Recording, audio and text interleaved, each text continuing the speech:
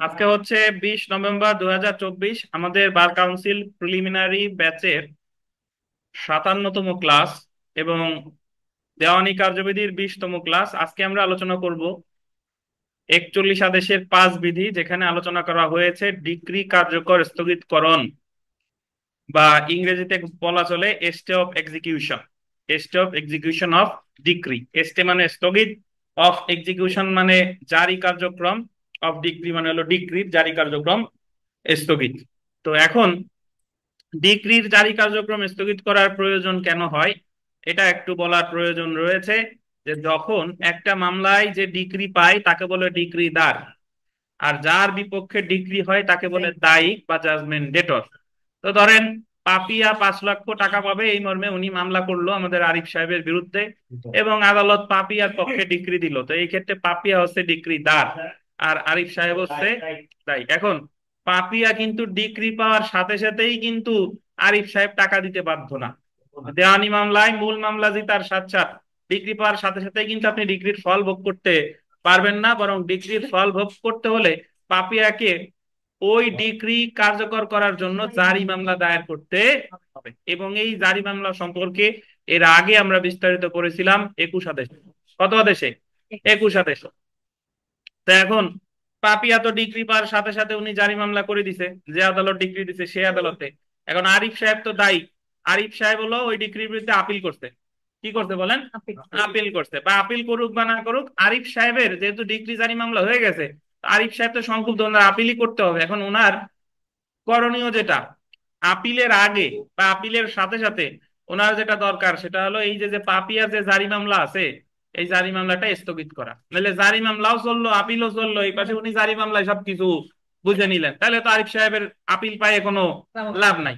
বুঝতে পারছেন?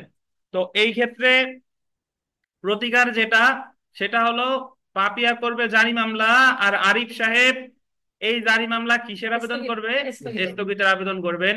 এই জারি মামলা স্থগিতের আবেদন তাহলে কে করতেছে ভাই? দায়ী। দায়ী করতেছে, মানে যার বিপক্ষে ডিগ্রিটা দেওয়া হয়েছে সে করতেছে। এবং এই জারি মামলা স্থগিত সম্পর্কে আলোচনা করছে আমাদের 41 আদেশের 5 বিধি। কত বিধি বলেন? 41 আদেশের 5 বিধি। এবং সাথে সাথে একটু লেখেন 21 আদেশের 26 ও 29 বিধি। এই জারি মামলা স্থগিত সম্পর্কে মোট 3টা জায়গায় বলা আছে। একটা হলো 41 আদেশের 5 বিধি, আর 21 আদেশের 26 ও 29 বিধি। হ্যাঁ, 21 আদেশের 21 আদেশের 26 ও 29 বিধি। 41 আদেশের তো 5 বিধিতে আছেই, আর 21 আদেশে আমরা জারি মামলা পড়ছিলাম, মনে নাই? সে 21 আদেশের কত কত বিধিতে ডিক্রিজের স্থগিত আছে? 26 ও কত বিধি? 29 বিধি। হ্যাঁ, হ্যাঁ। আপাতত এইটুকুই, এই জায়গা যা আছে এইটুক জানলেই হবে। 151 তো আছে, হ্যাঁ, ওটা পার্সোনালি শুনি নিয়েন, এই জায়গায় এত কথা বলতে যাচ্ছি না। তো 21 আদেশের 5 বিধিতে যেটা আছে সেটা আছে, সরি, 41 আদেশের 5 বিধিতে যেটা আছে সেটা আছে 21 আদেশের কত বিধি? 26 ও 29। এখন আমরা একটু পড়া শুরু করি। দেখেন, বিচারিক আদালত কর্তৃক প্রদত্ত ডিক্রির বিরুদ্ধে আন্ডারলাইন করেন আপিল দায়ের করা হয়েছে শুধুমাত্র এই কারণে উক্ত ডিক্রির অধীন কোনো কার্যক্রম আপনা আপনি স্থগিত হবে না, বা উক্ত ডিক্রি কার্যকর করা আপনি আপনি স্থগিত হবে না। ধরেন বিচারিক আদালত আপিল করছে, এখন আপিল করছে বিচারিক আদালতের ডিক্রির বিরুদ্ধে, তাই যে আপিল করছে। এখন আপিল যতই করুক, ওনাকে জারি মামলা স্থগিতের আলাদা আবেদন করতে হবে। জারি মামলা স্থগিতের আবেদন না করলে, শুধুমাত্র আপিল করার কারণে কিন্তু জারি মামলা স্থগিত কি বলেন হবে না। আমরা যখন ফৌজদারি কার্যবিধি পড়ছিলাম, যে আপনি যখন কারাগারে নিয়ে যায় তখন জামিনের আবেদন করতে হবে আপিলের সাথে সাথে, বা 1 বছর পর্যন্ত হইলে বিচারিক আদালতেও জামিনের আবেদন করা যায়। আপনি শুধু আপিল করছেন, জামিন চান নাই, অটোমেটিক্যালি জামিন দিবে? দিবে না। বুঝতে পারছেন? তাহলে শুধু আপিল করলেই হবে না, আপিলের সাথে সাথে জারি মামলা কিসের আবেদন করতে হবে? স্থগিতের আবেদন করতে হবে। না, ধৈর্য ধরেন, আপাতত যতটুকু বললাম এইটুকু শুনেন। যে ডিক্রির বিরুদ্ধে আপিল করা হয়েছে উক্ত ডিক্রি স্থগিতের জন্য আপিলকারীকে আবেদন করতে হবে, এবং সেই আবেদনটা করতে হবে, আন্ডারলাইন করেন, ডিক্রি প্রদানকারী বিচারিক আদালতে। আচ্ছা, একটু সাথে সাথে পড়ি। দেখেন, আপিল আদালত কর্তৃক ডিক্রি কার্যকর স্থগিত। এখন শুনেন, এই জারি মামলা স্থগিতের আবেদন দুইটা জায়গায় করা যায়, আপিল আদালতেও করা যায়, আবার যে আদালতে জারি মামলা চলমান আছে সেই আদালতেও করা যায়। দেখেন কিভাবে, কোন ডিক্রির বিরুদ্ধে আপিল দায়ের করা হয়েছে শুধুমাত্র এই কারণে কোন ডিক্রি কার্যকর করা আপনা আপনি স্থগিত হবে না, কিন্তু 41 আদেশের আন্ডারলাইন করেন 5-1 বিধির অধীন আপিল আদালতে 41 আদেশের সাবসেকশন কত, 5-1, 5-1 হচ্ছে কোথায় আবেদন করতে হবে, আপিল আদালতে যথেষ্ট কারণে ডিক্রি কার্যকর করে স্থগিতের আদেশ দিতে পারে, order of stay of execution of decree. তাহলে আমরা জানলাম যে জারি মামলা স্থগিতের আবেদন দায়ী করবে কোথায়, আপিল আদালতে। কত আপিলের সাথে সাথে করবে, আপিল তো করছেই, সাথে সাথে জারি মামলা স্থগিতের আবেদন করছে 41 আদেশের কত এক, 5-1, 41 আদেশের 5-1। যথেষ্ট কারণ শব্দটা গোল্ডেন, এই জায়গায় আছে যথেষ্ট কারণে, যথেষ্ট কারণ গোল্ডেন, গোল দিছেন। ডিক্রি প্রচারকারী আদালত কর্তৃক ডিক্রি কার্যকর স্থগিতকরণ 41 আদেশের গোল দিবেন 5-2 বিধির অধীন আপিলের জন্য নির্ধারিত সময়ের পূর্বে কোন আপিলযোগ্য ডিক্রি স্থগিতের আবেদন, এ জায়গায় 5-2 কোন আদালতে আমি করতেছি, ডিক্রি প্রচারকারী আদালতে, যে আদালতে ডিক্রিটা চলমান আছে, জারি মামলাটা চলমান আছে, এইটা একটু গোল দিবেন, আপিল দায়েরের জন্য নির্ধারিত সময়ের পূর্বে, আপিল দায়েরের জন্য নির্ধারিত সময়ের পূর্বে কোন আপিলযোগ্য ডিক্রি স্থগিতের জন্য উক্ত ডিক্রি প্রচারকারী আদালতে আবেদন করা যায়। অর্থাৎ আমরা আপাতত এতটুকু জানলাম যে জারি মামলা স্থগিতের আবেদন 41 আদেশের 5-1 করতে হবে আপিল আদালতে, অথবা 41 আদেশের 5-2 কোথায়, যে আদালতে জারি মামলা চলমান আছে সে আদালতে। এখন এই ক্ষেত্রে ডিক্রি প্রচারকারী আদালত যথেষ্ট কারণে উক্ত ডিক্রি কার্যকর করে স্থগিতের আদেশ দিতে পারে, order of stay of execution of decree. এখন প্রশ্ন এসে যায় যে অ্যাকচুয়ালি আমি জারি মামলা তাহলে স্থগিতের আবেদনটা কোথায় করব, আমি কি আপিল আদালতে করব নাকি আমি জারি মামলা যে জায়গায় চলমান আছে সেই জায়গায় করব, যে কোনো এক জায়গায় করতে হবে, দুই জায়গায় করা লাগবে না। এখন আপাতত তো এটা জানলাম যে আপিল আদালতে করতে হলে 41 আদেশের কত এক, 5-1, আর যে আদালতে ডিগ্রি জারি মামলা চলমান আছে সেটা কত, 5-2, এইটুক তো বুঝেন। এখন কোন আদালতে করব, এখানে একটা কথা আছে দেখেন, আমি একটু দেখাই 5-2 মানে আপিলের জন্য নির্ধারিত সময়ের পূর্বে, আপিলের জন্য নির্ধারিত সময়ের পূর্বে কোন আপিলযোগ্য ডিগ্রি স্থগিতের জন্য উক্ত ডিগ্রি প্রচারকে আদালতে আবেদন করা যায়। মানে হলো, যদি আমরা জানি গতদিন আমরা পড়ছিলাম যে জেলা জজ আদালতে আপিল করতে হয় কতদিনের মধ্যে, 30 দিনের মধ্যে, আর হাইকোর্ট বিভাগের কতদিন, 90 দিন, নট 60 দিন, কয়দিন, 90 দিন। ধরেন পাপিয়া আজকে ডিগ্রি পাইছে, উনি তো জারি মামলার তো সময়সীমা মনে করেন যে কতদিন, 3 বছরের মধ্যে জারি মামলা করে না ভাই, কয় বছরের মধ্যে করে, 3 বছরের মধ্যে করে। তাহলে পাপিয়া আজকে ডিগ্রি পাইছে, উনি তো জারি মামলা ইচ্ছা করলে 3 বছরের মধ্যে করতে পারে।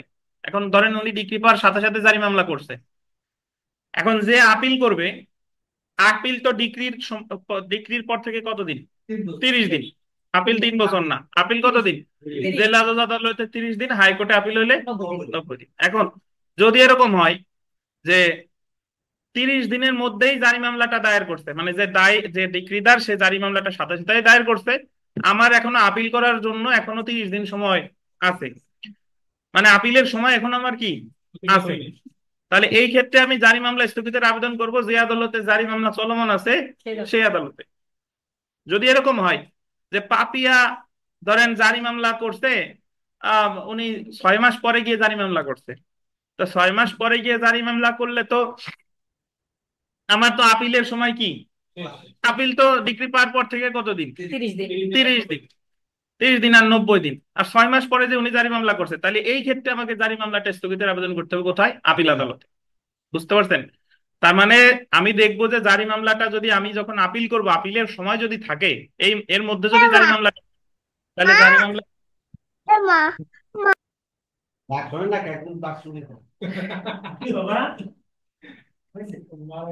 আপিলের জন্য যে নির্ধারিত সময় আছে এই সময়ের মধ্যে আমি জারি মামলাটা করব, যে আদালতে জারি মামলা মানে জারি মামলা স্থগিতের আবেদন করব যে আদালতে জারি মামলা চলমান আছে সেই আদালতে। আর যদি জারি মামলা স্থগিতের আবেদন আমার করতে হবে, বাট আমি দেখলাম আমার আপিলের সময় শেষ হয়ে গেছে, তাহলে সেই ক্ষেত্রে আমাকে আবেদন করতে হবে কোন আদালতে?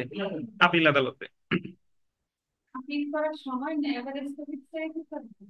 আচ্ছা, ধন্যবাদ। আপিল করার সময় নাই কে বললো?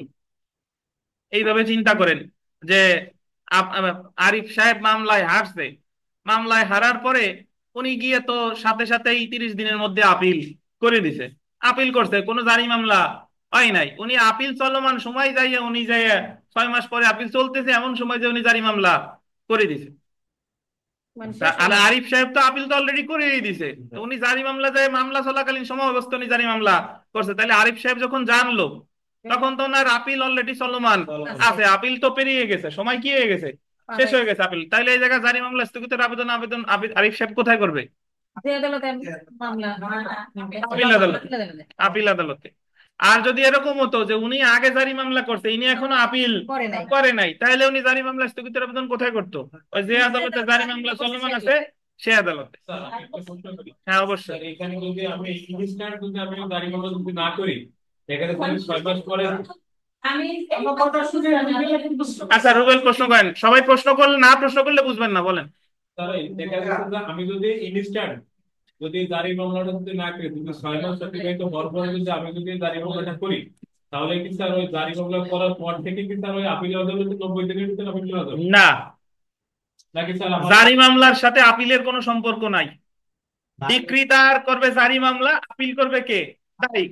যেদিন ডিক্রিটা আদালত দিছে সেই দিন থেকে আপিল করতে হবে 30 দিন অথবা 90 দিন, আর জারি মামলা করতে হবে 3 বছর অথবা 6 বছর। আগে আপনার জানতে হবে আপনি তাই স্যার আমি বলবো না এটা আগে জানতে না না, হবে।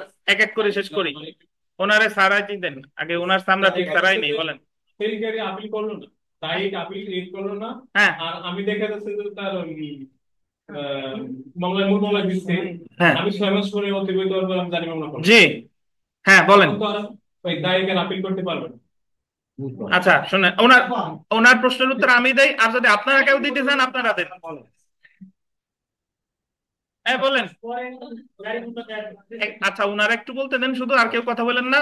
আর যদি কেউ যে চান যে স্যার আপনি উত্তর দিয়ে না আমরা দেবো আগে, তাহলে তারেও আমি ছেড়ে দিচ্ছি।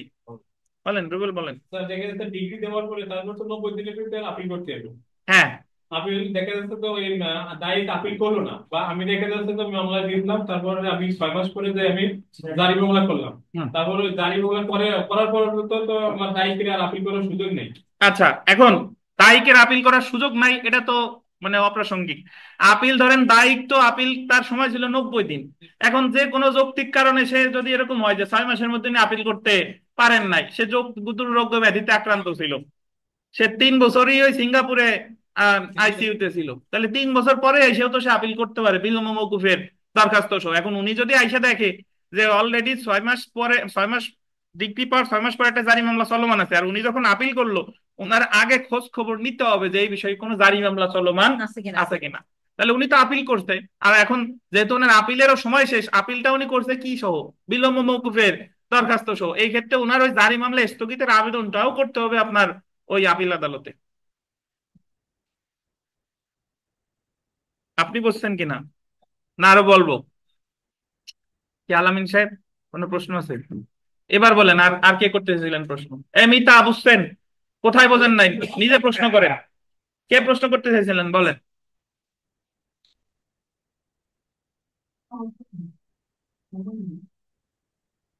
একদম বলতে এও করলো না জানি মামলা ও করলো না আপিল আর কি হবে আচ্ছা একজন, আচ্ছা একজন একটা প্রশ্ন করছে, স্যার জেলা জজের কাছে আপিলের সময় 30 দিন, এক্ষেত্রে 60 দিন পরে মামলা করলে কি হবে? কিছু হবে না। যে সময় দায়িক জানতে পারবে যে জারি মামলা চলমান আছে, আপিলও চলমান আছে, তখন দায়িক ওই আপিল আদালতে কিসের আবেদন করবে? যে জারি মামলাটা স্থগিতের আবেদন করা হোক, কারণ আপিল তো করে 30 দিন এর মধ্যে, আর জারি মামলাটা করে, তার জারি মামলার সময়সীমা তো তার 3 বছর, 60 দিন ক্যাশ, এটা তো 2 বছর পরেও করতে পারে। কিন্তু যখনই সে জানবে তখনই কি করবে? জারি মামলা স্থগিতের আবেদন করবে। জি, আর কেউ, আর কেউ বলেন। এখন আমরা মূল জায়গায় থেকে সরে যাচ্ছি। প্রশ্ন হলো 41 আদেশের 5-1 জারি মামলাটা স্থগিতের আবেদন করবে আপিল আদালতে, আর 41 আদেশের 5-2 জারি মামলাটা স্থগিতের আবেদন করতে হবে যে আদালতে জারি মামলা চলমান আছে সেই আদালত। এখন প্রশ্ন করছিলাম যে কখন আমরা আপিল আদালতে করব আর কখন আমরা যে আদালতে জারি মামলা চলমান আছে সেখানে করব। যদি আপিলের জন্য এখনো সময় থাকে, এর এর আগেই জারি মামলা করে দিছে, তাহলে জারিকারক আদালতে স্থগিতের আবেদন করতে হবে। আর যখন আপিলের সময় শেষ হয়ে গেছে তখন জারি মামলা স্থগিতের আবেদন করতে হবে কোথায়? আপিল আদালতে। কথা সিম্পল। এখন কে প্রশ্ন বুঝেন নাই আপনি প্রশ্ন করেন এক একজন, আমি তার প্রশ্নের উত্তর দিই। কিছু কিছু বিষয় আছে যে প্রশ্ন না করলে বোঝা যাবে না, মনের মধ্যে রাইখেন না, বলেন, কথা বলেন। প্রশ্ন আসমা, মানে যতটুকু বুঝছি ততটুকু একটু share বলেন করি। বলেন বলেন। যে হচ্ছে যে ধরেন ডিগ্রি প্রদান হয়ে গেছে, এখন যদি অপরপক্ষ যদি মানে ডিগ্রি জারিকারী যে পাইছে সে যদি ডিগ্রি জারি মামলা না করে, হ্যাঁ তাহলে তো আমি যদি সংক্ষুব্ধ হয়েছি আমি তখন আপিল করবো। হ্যাঁ, আপিল করার পরে যদি সে জারি করে সেক্ষেত্রে আমি আপিল আদালতের জন্য এক্স্যাক্টলি, স্থগিতের আবেদন করবো। আবেদন করবো। হ্যাঁ, আর হচ্ছে যে আজকে ডিগ্রি প্রদান হয়েছে, আজকে এই জারি মামলা, পরের দিন কালকে এই জারি মামলা করে করে দিছি। আমার আপিলের সময় হচ্ছে ধরেন 60 দিন 60 দিন, 30 দিন 90 দিন, 60 দিন, 90 যাই হোক, 30 দিন যাই হোক। তো এখন আমার 90 দিন হয়ে গেছে, প্রথম দিনেই সে জারি জারি মামলা মামলা করে করে দিছে, দিছে। এখন আমি আসলে ওই যে যে জারি মামলা করছে সেই জায়গায় সেই জায়গায় স্থগিতের আবেদন করবো। দেখছি। 5-2 বুঝতেন? আর এতটুকু যে বুঝবেন না তার জন্য সোজা হলো, ওই যে জারি মামলা দুই জায়গায় করা যায়, আপিল আদালতেও করা যায়, আবার কি যে আদালতে জারি মামলা চলমান আছে সে আদালতে করা যায়। কথা শেষ। আর এত কষ্ট করে বলার পরও যে বুঝবেন না, বিথিকা বেত আনছেন। দেখেন, বেচার আছে। বিগত বছরের প্রশ্নে আসি আমরা, যে আর এছাড়া 41 আদেশের 5 ছাড়াও জারি মামলা সম্পর্কে আছে 21 আদেশের কত বিধি? 26 বিধি আর 29 বিধি। তো বিগত বছরের প্রশ্ন দেখেন, 26 আর 29-এ আর এক মানে আর একটু পেছানো আছে, সেই পেছানোতে এখন হাত দেবো না, যারা রিটেনে যাবেন তখন ওই 26 আর 29 বোঝানো হবে, আপাতত এটুক দরকার নাই। দেখেন, তো বিগত বছরের প্রশ্ন, আপিলযোগ্য ডিক্রির বিরুদ্ধে আপিল দায়েরের পূর্বেই উক্ত ডিক্রি স্থগিতের দরখাস্ত কোন আদালতে দাখিল করা যাবে? দেখেন, আপিল দায়েরের পূর্বেই, তাহলে কোথায়? আপিল দায়েরের পূর্বেই, তাহলে উক্ত ডিক্রি প্রচারকারী আদালতে। আর আপিল যদি দায়ের করা হতো তাহলে কোথায় করতাম? আপিল আদালতে। তো এখানে মোটামুটি সেলফ প্র্যাকটিসে যে প্রশ্নগুলো আছে এগুলা পারবেন। যেটা গুরুত্বপূর্ণ, এগুলা আমরা একটু দেখি যে এগুলো মোটামুটি পারবেন। 10 নম্বর প্রশ্নটা দেখি। 10 নম্বর, আমাদের এখানে যে 10 নম্বর আছে, যে আপিল আদালত দেওয়ানি কার্যবিধি ড্যাশের অধীন আপিলকারীকে আপিলের খরচের জন্য জামানত প্রদানের আদেশ দিতে পারে।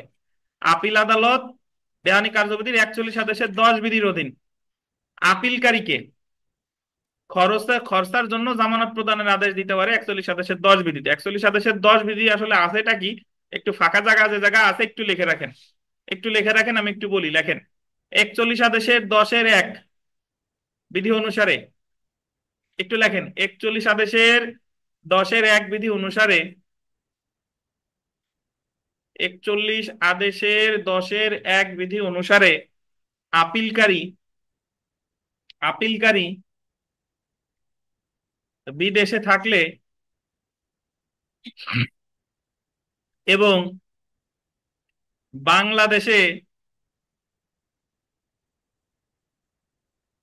কোনো স্থাবর সম্পত্তি না থাকলে,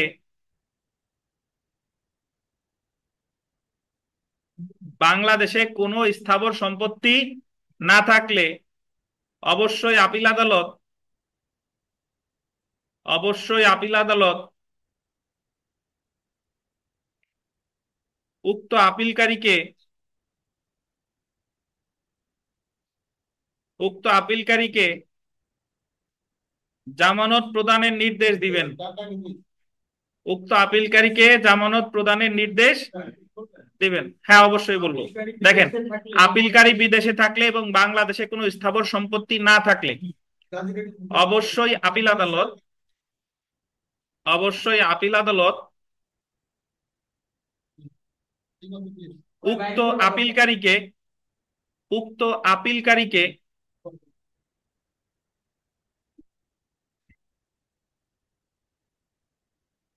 জামানত প্রদানের নির্দেশ দিবেন। উক্ত আপিলকারীকে জামানত প্রদানের নির্দেশ দিবেন। লিখছেন? লিখছেন? অবশ্যই আপিল আদালত উক্ত আপিলকারীকে জামানত প্রদানের নির্দেশ দিবেন। এবং সাথে একটু লেখেন যে 41 আদেশের 10-এর 2 বিধি অনুসারে, 41 আদেশের 10-এর 2 বিধি অনুসারে, 41 আদেশের 10-এর 2 বিধি অনুসারে, 41 আদেশের 10-এর 2 বিধি অনুসারে জামানত না দিলে, জামানত না দিলে,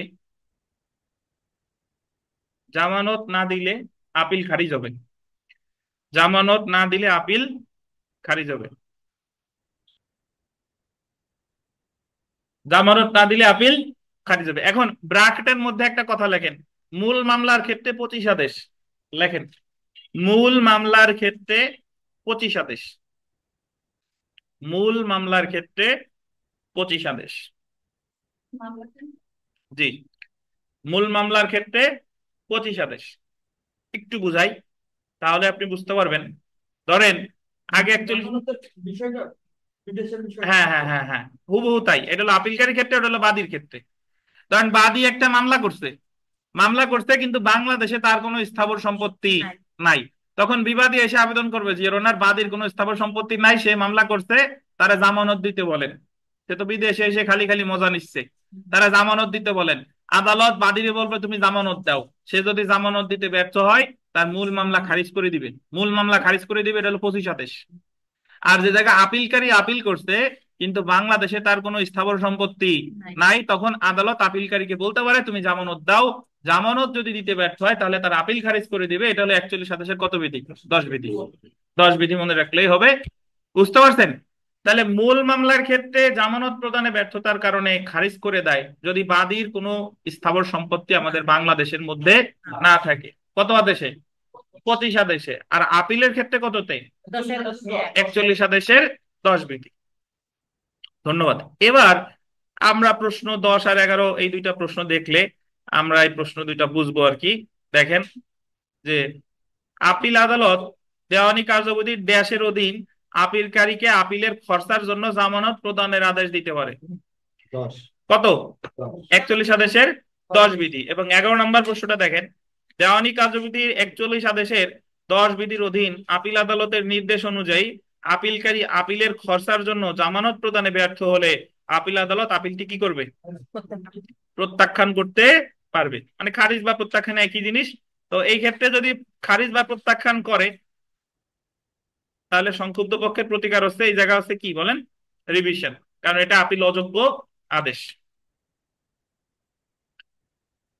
আশা করি 25 আদেশ আর 41 আদেশের 10 বিধি আপনারা বুঝতে পারছেন। স্বপন সাহেব, আমাদের মাসুদ সাহেবের কি হয়েছে? মাসুদ, মাসুদের তো ফোড়া হয়েই যাচ্ছে। 2 মাস লাগে। দেখেন, কারণ উনি তো বাদ দেন। বলেন।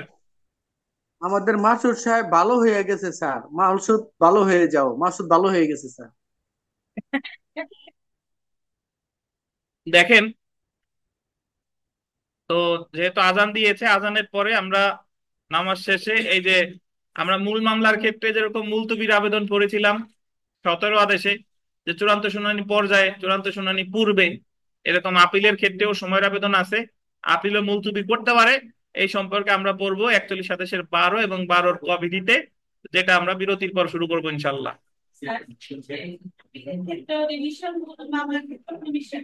শুরু করে দেখেন, আপিল শুনানি এবং মুলতবি, hearing of an adjournment in appeal. Appeal আদালত আপিল শুনানির জন্য তারিখ নির্ধারণ করবে, কিন্তু যুক্তিযুক্ত কারণে আদালত আপিল শুনানি গোল দিবেন, মুলতবি ঘোষণা করতে পারে। মানে আপনি মূল মামলা চলাকালীন সময়ে যেরকম বাদী বিবাদী সময়ের আবেদন করে, আপিল চলমান থাকা অবস্থায়ও আপিলকারী অথবা প্রতিবাদী সময়ের আবেদন করতে পারে। তার আগে একটা কথা বলিনি, মূল মামলায়, দেওয়ানি মূল মামলায় যিনি মামলাটা দায়ের করে তাকে বলে বাদী বা প্লেইন্টিফ, যার বিরুদ্ধে দায়ের করে তাকে বলে বিবাদী বা ডিফেন্ডেন্ট। আর দেওয়ানি মামলার ক্ষেত্রে যে আপিল করে তাকে বলে অ্যাপিলেন্ট বা আপিলকারী, যার বিরুদ্ধে আপিল করে তাকে বলে রেসপন্ডেন্ট বা প্রতিবাদী। প্রতিদ্বন্দ্বী না, কি বলে বলেন? প্রতিবাদী। তো এটা খেয়াল রাখেন। তো দেওয়ানি কার্যবিধির আন্ডারলাইন করেন, 41 আদেশের গোল দিবেন। 12 ক বিধির অধীন আপিলে মুলতবি বা সময় চেয়ে দরখাস্ত দায়ের করা যায়। আমাদের মূল মামলার ক্ষেত্রে আছে কত আদেশ? 17 আদেশ। আর আপিলে আছে 41 আদেশের কত বিধি? 12 ক বিধি। আচ্ছা, তো আপনাদের যাদের মূল মামলার সময়ের আবেদনের কথা মনে আছে কি নাই আমি একটু মনে করাই দিই। দেখেন, আপনাদের জিজ্ঞাসা করতে গেলে আরো সময় অপচয় হবে না, আমি একটু মনে করাই দিই। আমাদের 17 আদেশে মুলতবির আবেদনকে দুইটা পর্যায়ে ভাগ করছিল। একটা হলো চূড়ান্ত শুনানির পূর্বে, আর একটা হলো চূড়ান্ত শুনানি পর্যায়ে। তো চূড়ান্ত শুনানির পূর্বে খরচ ছাড়া যে কোনো পক্ষের অনুকূলে মুলতবি আবেদন মঞ্জুর করতে পারে 6 বার, মনে আছে কিনা? আর চূড়ান্ত শুনানির পূর্বে খরচ সহ কয়বার? 3 বার। আর খরচ সর্বোচ্চ কত? 1000, সর্বনিম্ন 200। তার মানে চূড়ান্ত শুনানির পূর্বে খরচ ছাড়া প্লাস খরচ সহ কতবার? 9 বার। আর চূড়ান্ত শুনানি পর্যায়ে খরচ ছাড়া একবারও মুলতবি মঞ্জুর করবে না। যে কোনো পক্ষের অনুকূলে খরচ ছাড়া কোনো কথা নাই। খরচ সহ কয়বার? 3 বার। এবং এখানে সর্বোচ্চ খরচ কত টাকা? 1000 টাকা, সর্বনিম্ন কত? 200 টাকা। এখন আপনাদের মনে আছে কিনা একটু মনে করাই দিই যে মূল মামলায় যদি বাদী খরচ দিতে ব্যর্থ হয় তাহলে বাদীর মামলা হবে খারিজ, আর বিবাদী যদি খরচ দিতে ব্যর্থ হয় তাহলে বিবাদীর মামলা হবে একতরফা নিষ্পত্তি, এক্সপার্টি ডিসপোজাল। এবং এই ক্ষেত্রে তাদের প্রতিকার ছিল রিভাইভাল অফ প্রসিডিং 17 আদেশের 1-7 উপবিধিতে, যেখানে বলা হয়েছে 2000 টাকা খরচ দিয়ে, এটা এই খরচটা ফিক্স 2000 টাকা খরচ দিলে এটা আদালত মানে ওই মামলাটা রিভাইভাল অফ প্রসিডিংস মানে মামলা পুনরুজ্জীবিত করবে। বুঝতে পারছেন? তো এই হলো মূল মামলার কথা বলে দিলাম। এবং 17 আদেশে মোটামুটি একটাও আপিলযোগ্য আদেশ ছিল না। সময়ের আবেদন মঞ্জুর হোক না মঞ্জুর হোক, যত প্রকারের দরখাস্ত আছে 17 আদেশে সব হচ্ছে কি? আপিল অযোগ্য আদেশ, মানে হচ্ছে রিভিশন। তো এখন আমরা মূল মামলার কথা মনে করাই দিলাম কেন? আপনি যদি মূল মামলার এই বিধানটা আপনার মনে থাকে তাহলে আপিলের জিনিস আপনার জন্য সহজ হবে। দেখেন একটু মিলাই। বিধি 12 ক পাইছেন? বিধি সাহেব পাইছেন? বিধি 12 ক, আপিলে মুলতবি অ্যাডজমেন্ট ইন আপিল যে সংখ্যক মুলতবি মঞ্জুর করতে পারে। দেখেন, আদেশ 41 আদেশের 12 ক গোল দিবেন খরচ ছাড়া সর্বোচ্চ কয়টা? খরচ ছাড়া কয়টা? 3টা। খরচ ছাড়া 3টা। খরচ সহ কোনো নির্দিষ্ট নাই। খরচ সহ কি মানে আনলিমিটেড। খরচ সহ কি আনলিমিটেড। আচ্ছা, তো দেখেন, দেখেন খরচ সহ আনলিমিটেড। তাহলে এখানে দেখেন খরচের যে বিধানটা, খরচ সর্বনিম্ন কত? 200 টাকা, সর্বোচ্চ কত টাকা? 1000 টাকা। খরচ কিন্তু একই, খরচ কি একই, বাট এই জায়গায় খরচ ছাড়া কয়টা? 3টা। আর খরচ সহ বিধিকাই ভালো, আমার কাছে বসে বসে এই ভুল বলে। খরচ, খরচ সহ একটাও নাই জায়গা বলতে কোনো নির্দিষ্ট নাই, মানে খরচ সহ আদালত যে কয়টা ইচ্ছা সে কয়টা মুলতবি করতে পারে। দেখুন সরকার লস করতে রাজি না। স্যার এরপরে তো বিডিকে আবার যে ক্লিয়ার করে কেবল স্যার জামিন দেন তো আচ্ছা দেখেন, আপিল বিধিকা আমার সাথে সাথে থাকবে, ওনার দিয়ে শুনানি করাবো। দেখেন, আপিলে কোনো পক্ষের অনুরোধ ক্রমে আপিল আদালত প্রত্যেক পক্ষকে প্রথম 3টি শুনানি মুলতবি মঞ্জুর করতে পারে কোনো প্রকার খরচ ছাড়া। মানে আপিলকারীর পক্ষে 3টা, প্রতিবাদীর পক্ষে 3টা, খরচ ছাড়া। 3-এর অধিক শুনানি মুলতবি মঞ্জুর করার ক্ষেত্রে আদালত উক্ত পক্ষকে ন্যূনতম 200 টাকা ও অনধিক 1000 টাকা খরচ অপর পক্ষকে প্রদানের নির্দেশ দিবেন। এই ক্ষেত্রে খরচ সহ সর্বোচ্চ কয়টি মুলতবি মঞ্জুর করতে পারে তা উল্লেখ করা হয়নি। মানে বলেন তো খরচ সহ 10টা পারবে কিনা? কোন নির্দিষ্ট যেহেতু নাই, ওনার কাছে যা যৌক্তিক মনে হয় তাই পারবে। এখন মূল মামলায় যদি খরচ দিতে কেউ ব্যর্থ হইতো তখন মূল মামলার বাদী হইলে হতো মামলা খারিজ, আর বিবাদী হইলে মামলা একতরফা নিষ্পত্তি বা এক্সপার্টি ডিসপোজাল। দেখে আমরা আপিলে যদি কেউ খরচ দিতে না পারে সেক্ষেত্রে কি হয়?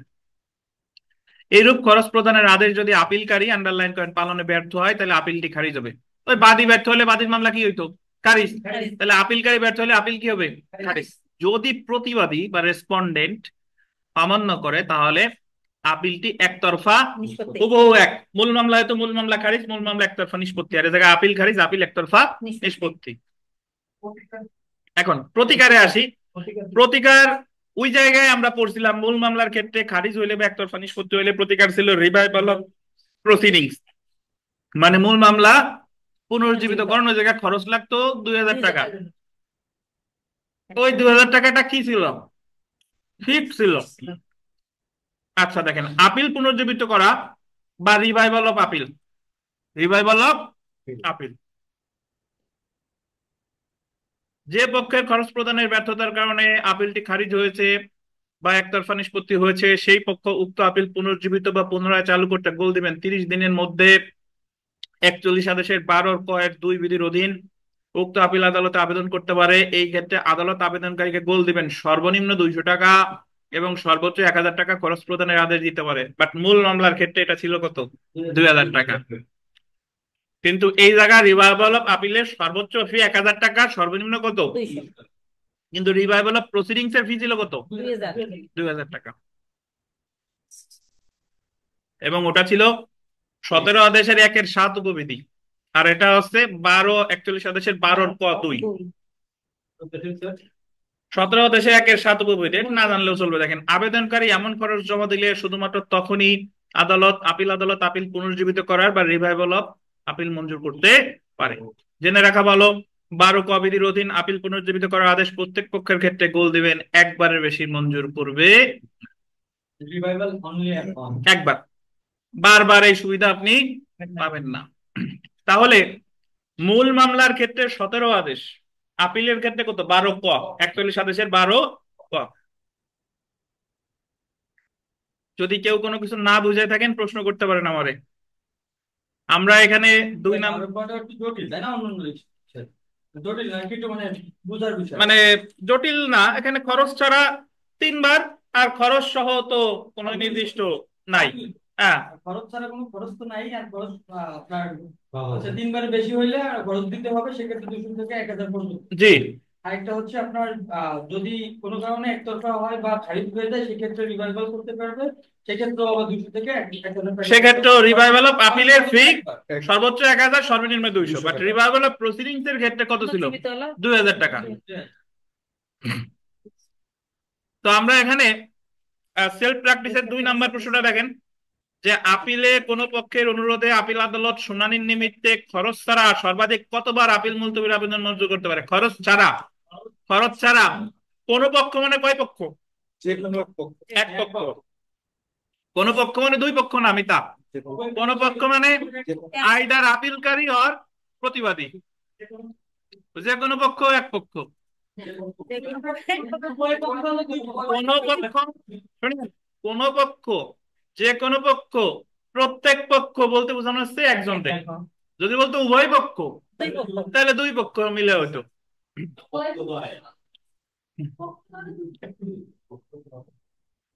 2 নাম্বার দেখে 3 নাম্বার প্রশ্নটা দেখেন, আপিলে কোন পক্ষের অনুরোধে আপিল আদালত শুনানির নিমিত্তে খরচ সহ সর্বাধিক কতবার আপিল মুলতবির আবেদন মঞ্জুর করতে পারে?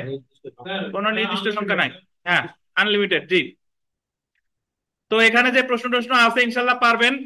আমরা সরাসরি চলে আসি আপিল খারিজ, ডিসমিসাল অফ আপিল, আর একতরফা আপিল শুনানি, hearing appeal ex parte, hearing appeal ex parte. তো আমরা এর আগে মামলা খারিজ আর মামলা একতরফা ডিক্রি হয় এই সম্পর্কে আমি একটু আমাদের যে বিথিকা বিশ্বাস আছে ওনার কাছে একটু জিজ্ঞাসা করি, যে বলেন তো বিথিকা বিশ্বাস, যে আমরা মূল মামলার ক্ষেত্রে মামলা খারিজ এবং একতরফা ডিক্রি এই বিধান দুইটা আমরা, কেউ বলবেন না, অনলাইন অফলাইন কেউ বলবেন না, যারা জিজ্ঞেস করবো সে বলবেন, মূল মামলা খারিজ আর একতরফা ডিক্রি এই বিধানটা আমরা কত আদেশে পড়ছিলাম বিথিকা? 9 আদেশে 8 হচ্ছে হলো বাদী না আসলে, হ্যাঁ, আর বিবাদী আসলে তার পক্ষে এই আগে যা যা জিজ্ঞেস করছি সেই চুপ বলেন। কত আদেশে পড়ছিলাম শেষ? কত আদেশে? 9 আদেশে 9 আদেশে। ধন্যবাদ। এখন আপনারা জিজ্ঞাসা করি যে মামলা খারিজ হয় কার ত্রুটির কারণে, বাদী আর মামলা একতরফা ডিক্রি হয় কার ত্রুটির কারণে? না, বাদী না আসলে আর বিবাদী আসলে তার এক পক্ষে কোনো মামলা একতরফা ডিক্রি হয় বিবাদীর ত্রুটির কারণে, বিবাদী শুনানির দিন যদি না আসে। আচ্ছা, আরিফ সাহেব বলেন 9 আদেশে বাদীর ত্রুটির কারণে মামলা খারিজ হয় কয়টা বিধিতে?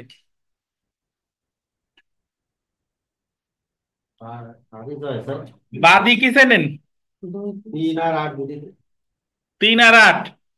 আরো দুইটা বিধি আছে, সেই দুইটা বিধি বলেন। 2, 3, 5 দুই তিন চার 5 5 এমনি সময় কথা আচ্ছা, 2, 3, 5, 8-এ যদি মামলা খারিজ করে, রুবেল বলেন নয়া দেশের 2 বিধিতে মামলা খারিজ করে কখন, মনে আছে কিনা রুবেল? ওটা আসলে আপনার ওই কোর্ট ফি না দিলে বা সমনের প্রসেস ফি না দিলে। প্রসেস ফি না দিলে 2 বিধিতে খারিজ করতেছে নাকি? বিকাশ বলেন 3 বিধিতে কেন খারিজ করে?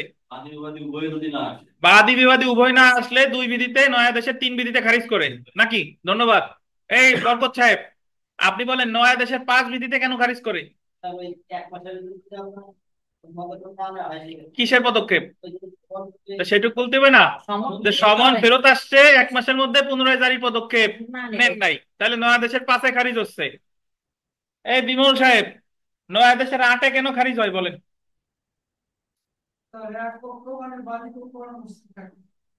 বাদী পক্ষ অনুপস্থিত, আসছে কে? তাহলে খারিজ করবে নয়া দেশের কততে? ধন্যবাদ। তাহলে আমরা নয়া দেশে পড়েছিলাম, নয়া দেশের 2, 3, 5, 8 এই 4টা বিধিতে খারিজ হয় বাদীর ত্রুটির কারণে। তার মধ্যে 2 বিধিতে খারিজ হয় সমন জারির জন্য প্রসেস ফি না দিলে, ডাক মাসুল না দিলে। 3 বিধিতে খারিজ হয় বাদী বিবাদী কেউ না আসলে। মুন্নি বলেন 2 আর 3-এ যদি খারিজ হয় তাহলে বাদীর কি প্রতিকার আছে? আমি তো প্রতিকার করি নাই স্যার, ওইটুকু করি না, আমি তো এইটুকু বলছি স্যার। বলবেন কা? চুপ থাকেন, বলেন বলেন মুন্নি বলেন। 2 এবং 3 বিধিতে যদি খারিজ হয় তাহলে বাদীর কি প্রতিকার আছে? হ্যাঁ, নতুন মামলা করতে পারবে, সঠিক। আর কি কি পারে বলেন? কততে করবে? বাতিল আবেদন, খারিজ আদেশ রদ বা বাতিল আবেদনটা কত বিধিতে করবে? 2 আর 3-এর পরে কত বিধি আছে? 4 বিধিতে করবে। 4 বিধিতে খারিজ আদেশ রদের আবেদন করবে নয়া দেশের 4 বিধিতে। 4 বিধির আবেদন মঞ্জুর বা নামঞ্জুর হোক, এটা হচ্ছে কি আদেশ? আপিল অযোগ্য আদেশ, তাই এর বিরুদ্ধে রিভিশন করতে পারবে। ধন্যবাদ। এছাড়া ইচ্ছা করলে 2, 3-এর বিরুদ্ধে সরাসরি রিভিশনও করা যায়, মনে করা দিচ্ছি। বিকাশ বলেন 5 বিধিতে মামলা খারিজ হইলে বাদীর কি প্রতিকার আছে?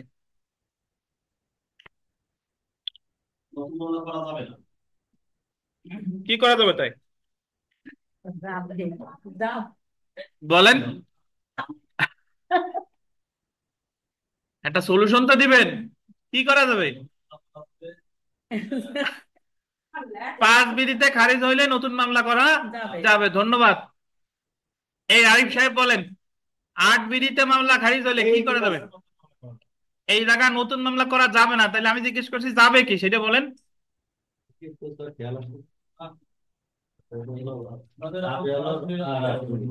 তার সরাসরি এই খরচ লাগবে।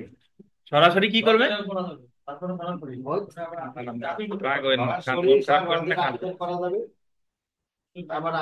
এই আলমিন দ্রুত বলে দেন দি 8 বিধিতে খারিজ হলে কি কি প্রতিকার আছে? প্রথমত হচ্ছে রদের আবেদন করবো হচ্ছে 9 অনুযায়ী। 9 অনুযায়ী রদের আবেদন তারপর সরাসরি 9-এর ক অনুযায়ী করা যাচ্ছে, সরাসরি রদের আবেদন। আবার যদি এই রদের আবেদন যদি মঞ্জুর হয়, না মঞ্জুর হয়, তাহলে আবার আপিল করতে পারবে। কোনটা নামঞ্জুর হইলে আপিল? 9-এর 9 9-এর 9 নামঞ্জুর হইলে আপিল, মঞ্জুর হইলে রিভিশন।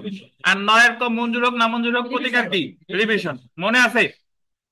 এবং এখানে একটা জিনিস খেয়াল রাখেন যে 9-এর 8-এ যদি মামলা খারিজ হয় নতুন মামলা করা যাবে না। এখন এত কথা বলার মূল কারণ হচ্ছে এই যে মূল মামলায় যেরকম খারিজ হয় আপিলেও খারিজ হয়, এই এরকম বিধি। ওই মূল মামলার কথা যদি আপনার মনে থাকে তাহলে আপিলেরটা মনে রাখা আপনার জন্য সহজ।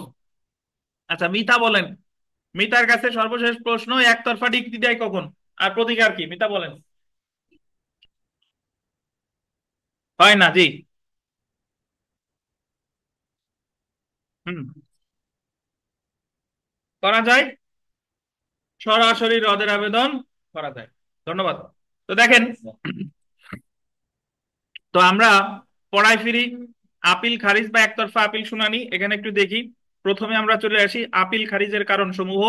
Causes of dismissal of appeal. আপিলকারীর ব্যর্থতার কারণে আপিল খারিজ হয়। আপিল আদালত আন্ডারলাইন করেন 41 আদেশের 11-2, 15-ক, 17-1 এবং 18 বিধির অধীন আপিলকারীর ব্যর্থতার কারণে আপিল খারিজ হয়। আমরা 9 আদেশে কয়টা বিধি ছিল মামলা খারিজ হয়? 4টে না? 2, 3, 5, 8। এই জায়গা কয়টা আছে দেখেন তো, 11-2, 15-1, 17-1, 18, কয়টা? তাহলে ওখানেও চারটা ছিল, এখানেও কি চারটা। চারটা। ধন্যবাদ। ওখানে ছিল মূল মামলা খারিজ, আর এটা কি আপিল। আপিল খারিজ। ওখানে ব্যর্থতাটা ছিল বাদীর, আর এখানে ব্যর্থতাটা কার? আপিলকারী। এবার আমরা দেখি যে আপিলকারী হাজির না হলে 41 আদেশের আন্ডারলাইন করেন 11-2 এবং 17-1 বিধির অধীন আপিলের শুনানির জন্য নির্ধারিত দিনে আপিলকারী গোলদিন উপস্থিত না হলে আপিল আদালত আপিলটি খারিজ করে দিতে পারে। যেদিনটা আপিল শুনানি সেই দিন আপিলকারী আসে নাই।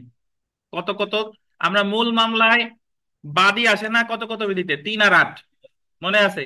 3 বিধিতে আসে না, 8 বিধিতে আসে না। আসে না। আর এই জায়গায় আপিলকারী আসতেছে না কততে? 11-2 আর কত? এক। 17-1। আচ্ছা, এখন আমরা চলে আসি নোটিশ জারির জন্য খরচ না দিলে। মূল মামলায় নোটিশ সমন জারির জন্য খরচ না দিলে খারিজ হতো 9 আদেশের 2 বিধিতে, মনে আছে? এই জায়গায় দেখেন 11 আদেশের 18 বিধির অধীন নোটিশ জারির জন্য যে খরচ প্রয়োজন তার নির্ধারিত সময়ের মধ্যে আপিলকারী জমা দিতে ব্যর্থ হওয়ার কারণে প্রতিবাদীকে নোটিশ না দেওয়া হলে আদালত আপিলটি খারিজ করে দিতে পারে। তার মানে এই 18 বিধিটা কিসের মতো? 9 আদেশের 2 বিধির মতো। তাহলে আমরা এখানে পেলাম 11-2 আর 17-1, এখানে আপিলকারী না আসলে খারিজ হয়। আর 18 বিধিতে পেলাম কি? 41 আদেশের 18 বিধিতে নোটিশ জারির জন্য যে খরচ আছে সেটা দেয় নাই। এখন আমরা চলে আসি আপিল পরিচালনার জন্য ব্যবস্থা গ্রহণে ব্যর্থ হলে। দেখেন 41 আদেশের বলতেন 15 ক বিধির অধীন হাইকোর্ট বিভাগ আপিল গ্রহণের পর নির্ধারিত সময়ের মধ্যে আপিলকারী আপিল পরিচালনার জন্য প্রয়োজনীয় ব্যবস্থা গ্রহণ করতে ব্যর্থ হলে বা গোল দিবেন তদবির করতে ব্যর্থ হলে হাইকোর্ট বিভাগ আপিলটি খারিজ করে দিতে পারে। আহ, তদবির করতে ব্যর্থ হলো, এটার অর্থ হলো যে আপনি হাইকোর্ট বিভাগে আপিল করছেন, করার পর আর ও জায়গায় আর আপনি কোনো পদক্ষেপ নেন নাই, তাহলে হাইকোর্ট বিভাগের আপিল খারিজ হইতে পারে 41 আদেশের কততে? 15-ক। এখন তাহলে 41 আদেশের 11-2, 17-1 খারিজ হচ্ছে অনুপস্থিতির কারণে, 18তে খারিজ হচ্ছে নোটিশের ফি না দেওয়ার কারণে, আর 15তে খারিজ হচ্ছে হাইকোর্ট বিভাগে আপিল করছেন, এই আপিলের বিরুদ্ধে কি করেন নাই, মানে পরিচালনা করতে ব্যর্থ হয়েছেন, তাহলে আপিল খারিজ। এখন আপিল তো খারিজ হয়েছে, এখন এই জায়গায় সংক্ষুব্ধ কে? এগ্রিভড কে? আপিলকারী নাকি? হ্যাঁ, বাপ্পা খালি। এখন আপিলকারীর প্রতিকার সর্বপ্রথম মনে রাখবেন যে এই যে যে যে 4টা বিধিতে খারিজ হলো, এই 4টা বিধির বিরুদ্ধে সরাসরি সে রিভিশন করতে পারবে। অর্থাৎ 4টা, ওই যে 11-2, 17-1, 18 আর কত 15-ক। তবে একটা ক্ষেত্রে উনি রিভিশন করতে পারবে না, সেটা হলো 15-কতে। 15-কতে যদি আপিল খারিজ হয় তাহলে উনি রিভিশন করতে পারবেন না, কারণ ওনার রিভিশনের জায়গা নাই। 15-কতে আপিল খারিজ করে হাইকোর্ট বিভাগ, তাহলে হাইকোর্ট বিভাগ আপিল খারিজ করলে রিভিশন করতে হয়তো কোথায়? হাইকোর্টের চেয়ে উপরে যেটা আছে সেটা, কিন্তু হাইকোর্টের চেয়ে উপরে আছে আপিল বিভাগ, আপিল বিভাগের রিভিশন এখতিয়ার নাই। আচ্ছা যাই হোক, দেখেন 11-2, 17-1, 18 18 এটা হচ্ছে রিভিশন।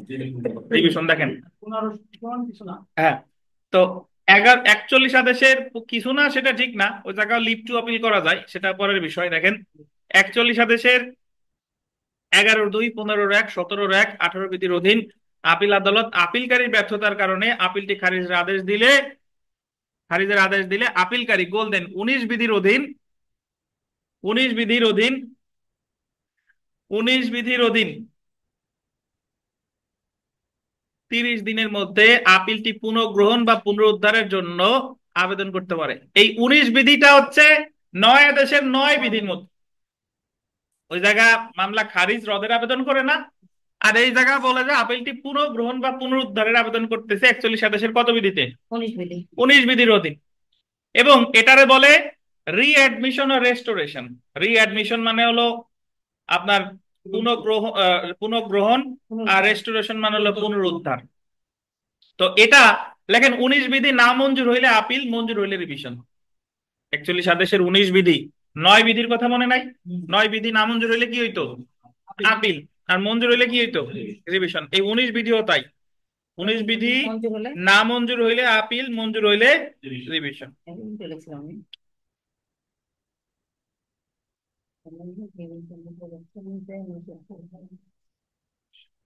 বুঝেন নাই? মঞ্জুর হলে রিভিশন, না মঞ্জুর হলে আপিল। আচ্ছা, এবং এখানে একটা জিনিস দেখেন, আপনি যদি 19 বিধিতে না গিয়ে আপনি সরাসরি সরাসরি পুনঃগ্রহণ বা পুনরুদ্ধারের আবেদন করতে পারেন 19 কতে, কততে? 19 ক। যত জায়গায় ক আছে তত জায়গায় কি আছে? খরচ আছে। সরাসরি আছে আর কি আছে? খরচের একটা ব্যাপার সেবার আছে। 19 ক বিধির অধীন 30 দিনের মধ্যে গোল্ডেন সরাসরি পুনঃগ্রহণের জন্য আবেদন করতে পারে, may apply for directly readmission of appeal. তবে এ জায়গায় একটু স্টার দিয়ে লেখেন, কোন খরচের আহ, কথা নির্দিষ্ট করে উল্লেখ নেই। মানে আদালত একটা খরচ দিতে পারে, বাট কত দিবে এটা ওই জায়গা সুনির্দিষ্ট করে বলা নাই। আদালত যেটা যৌক্তিক মনে করে সেটা, মানে খরচ দিবে, বাট খরচের কথা এখানে সুনির্দিষ্ট ভাবে কি নাই, বলা নাই।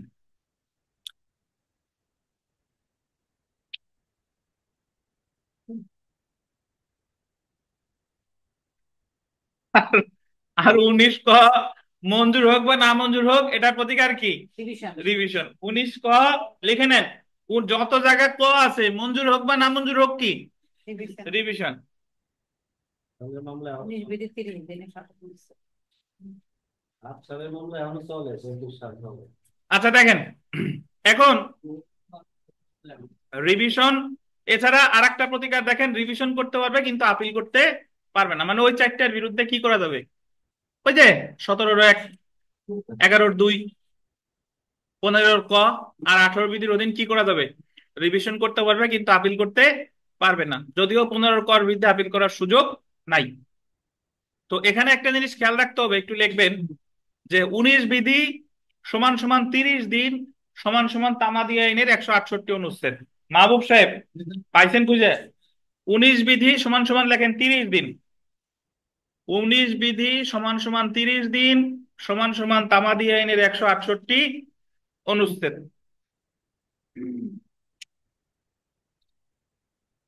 19 ক সমান সমান 30 দিন সমান সমান লেখেন উক্ত বিধি। উক্ত বিধি মানে কোন বিধি? 19 বিধি সমান সমান 30 দিন সমান সমান তামাদি আইনের 168 অনুচ্ছেদ অনুচ্ছেদ। আর 19 ক সমান সমান 30 দিন সমান সমান কি? উক্ত বিধি। উক্ত বিধি মানে হলো ওই 19 কথাই বলা আছে 30 দিন, ওই 19 কথাই বলা আছে 30 দিন।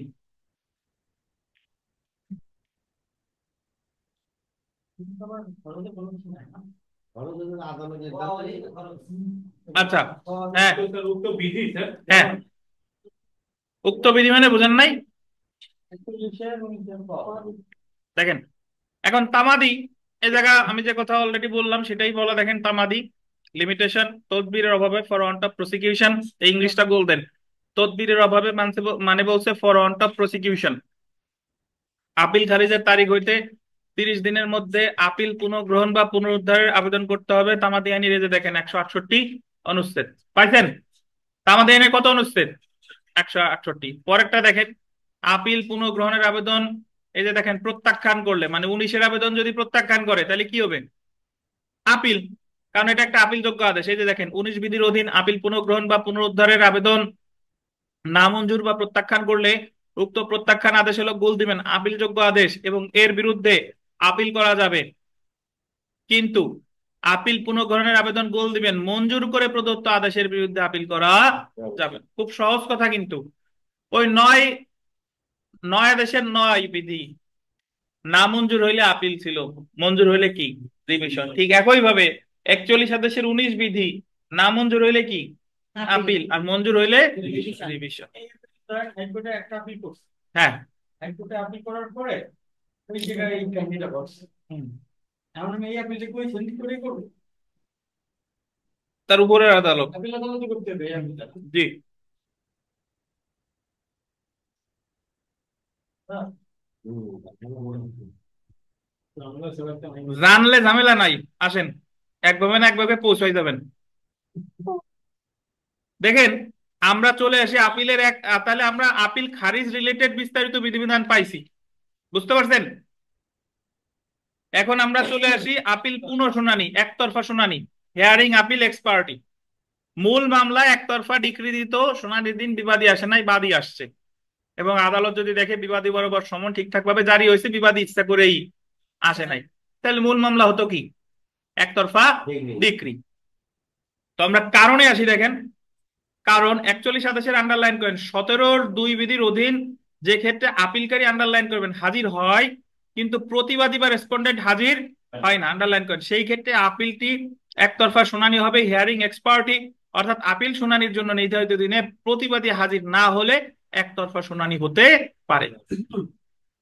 এখন মূল মামলার ক্ষেত্রে আপনার একতরফা যদি ডিক্রি দিত তাহলে বিবাদীর প্রতিকার ছিল 4টা। প্রথমে সে 96(2) ধারার অধীন উচ্চ আদালতে আপিল করতে পারতো, যেহেতু একতরফা ডিক্রি একটা ডিক্রি। এছাড়া একতরফা ডিক্রি সে রদের আবেদন করতে পারতো 9 আদেশের 13 বিধির অধীন, মনে আছে কিনা আপনাদের? এবং 13 বিধির আবেদনটা যদি না মঞ্জুর হইতো আপিলযোগ্য আদেশ মঞ্জুর হইলে রিভিশন। এছাড়া সরাসরি রদের আবেদন করতে পারো, 13 কতে টাকা দেওয়া লাগতো অনধিক কত টাকা? 3000 টাকা খরচ। এছাড়াও তার আরো একটা প্রতিকার ছিল, সেটা হচ্ছে রিভিউ 47 আদেশের 1 বিধিতে, মনে আছে কিনা? তো এখানে দেখেন আমরা যদি একতরফা আপিল শুনানি করে তাহলে এই ক্ষেত্রে কি কি প্রতিকার আছে দেখেন। 41 আদেশের 17-1 বিধির অধীন আপিল আদালত প্রতিবাদীর অনুপস্থিতির কারণে আপিলটি একতরফা শুনানি করে রায় ঘোষণা করলে প্রতিবাদী এই জায়গায় তার প্রতিকার আছে 21 আর 21 ক। মূল মামলায় ছিল 13 আর 13 ক, আর এই জায়গা কত? 21 আর 21 ক। আমি একটু দাগানোর আগে বলে দিই, 13 ক নামঞ্জুর হলে প্রতিকার ছিল কি? আপিল। আর মঞ্জুর হইলে রিভিশন। তাহলে 21 নামঞ্জুর হইলে প্রতিকার কি? আপিল। আর মঞ্জুর হইলে কি? রিভিশন। আর 13 ক মঞ্জুর না মঞ্জুর যাই হোক না কেন প্রতিকার ছিল কি? রিভিশন। তাহলে এই জায়গাও 21 ক মঞ্জুর না মঞ্জুর যাই হোক না কেন প্রতিকার কি? রিভিশন। দেখেন মাহবুব সাহেব বুঝতেছেন না বোধহয়, মাথার উপর দিয়ে যাচ্ছে। কি বুঝতেছেন না প্রশ্ন করেন, স্যার ওই জায়গা বুঝি না। এই তো কে বলছে বোঝে নাই, দেখেন তো দেখেন 21 বিধির অধীন, দেখেন 21 বিধির অধীন আপিলটি পুনঃশুনানির জন্য আবেদন করতে পারে। পুনঃশুনানি, এটা গোল দেন, পুনঃশুনানি মে আপিল ফর গোল দিবেন রিহিয়ারিং। আপিলকারী আপিল খারিজ হলে করতো রিঅ্যাডমিশন অথবা রেস্টোরেশন। আর এই জায়গা প্রতিবাদী করতেছে কিসের আবেদন? রিহিয়ারিং বা পুনঃশুনানি। এবং এর পাশে লেখেন 21 নাম মঞ্জুর হইলে আপিল, মঞ্জুর হইলে রিভিশন। 21 নাম মঞ্জুর হইলে কি?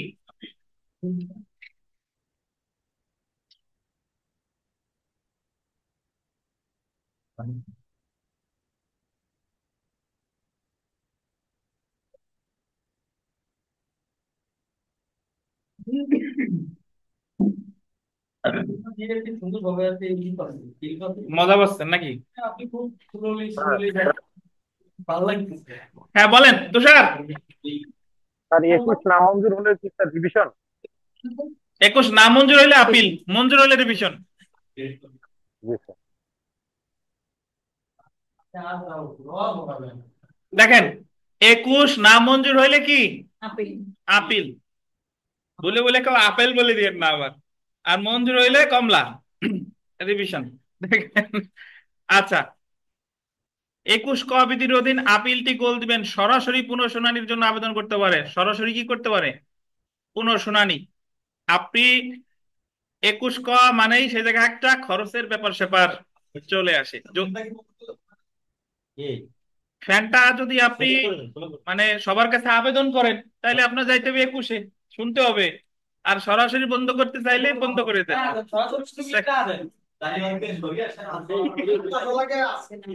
এই দেখেন এই কথা বল।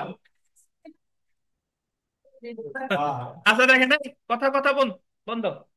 21 ক বিধির অধীন আপিলটি সরাসরি পুনঃশুনানির জন্য আবেদন করতে পারে may apply for direct rehearing of appeal. তো এখানে লিখবেন 21 ক মঞ্জুর হোক বা না মঞ্জুর হোক প্রতিকার কি? রিভিশন। তো এখানে একটা খরচের ব্যাপার আছে, খরচটা হচ্ছে 3000 টাকা, আমরা নিচে আসতেছি। বাট 19 কতে খরচের কথা কিন্তু স্পষ্ট করে নাই, আর 21 কতে খরচ বলে দিছে কত টাকা। তাহলে এই জায়গায় আপনি একটা জিনিস খেয়াল মনে রাখেন যে ওই জায়গায় আমরা একতরফা ডিক্রি রদের ক্ষেত্রে 9 আদেশের 13 কতেও 3000 ছিল, আর আপিল একতরফা শুনানি রদের ক্ষেত্রে বা পুনঃশুনানি আবেদনের ক্ষেত্রে এই জায়গা 41-27 21 কতেও কত 3000 3,000 টাকা। এরকম। আর 21 ক মঞ্জুর হোক বা না মঞ্জুর হোক এটা কি রিভিশন। রিভিশন। ধন্যবাদ। দেখেন তো তারপর দেখেন আপিল করতে পারবে না, ওই উপরের দুইটা ছাড়া যদি অন্য কিছু করে আপিল করতে পারবে না, কিন্তু রিভিশন করতে পারবে। তো মন্তব্যতে চলে আসি। দেখেন ভাই যে আপিল সরাসরি পুনঃশুনানির আবেদন গ্রহণ করার ক্ষেত্রে আদালত প্রতিবাদীকে গোল দিবেন সর্বোচ্চ 3,000 টাকা খরচ প্রদানের আদেশ দিতে পারে। কত টাকা? সর্বোচ্চ কত টাকা? এখন আপনাদের নিকট আমার একটা প্রশ্ন, যে আরিফ সাহেবই বলেন, জি আপনি স্যার। আমাদের জ্ঞানী গুণী ব্যক্তি জায়গায় আছেন, জি স্যার। অ্যামিকাস কিউরি, হুম। তো বলেন যে কখন একজন প্রতিবাদী 21 বিধিতে যাবে আর কখন উনি 21 ক বিধিতে যাবে? স্যার ধরে রাখি নেই, বলেন। এই জায়গা তো আপিলের প্রশ্ন স্যার। আপিলে যে সবকিছু শুনে মিলে আছে। আপিলকারী এবং এই আপনি জিজ্ঞেস করছি উনারে। বলেন, বিরক্ত লাগে তো। আমি কিভাবে সংসার করে আনলেন না, শোনেন।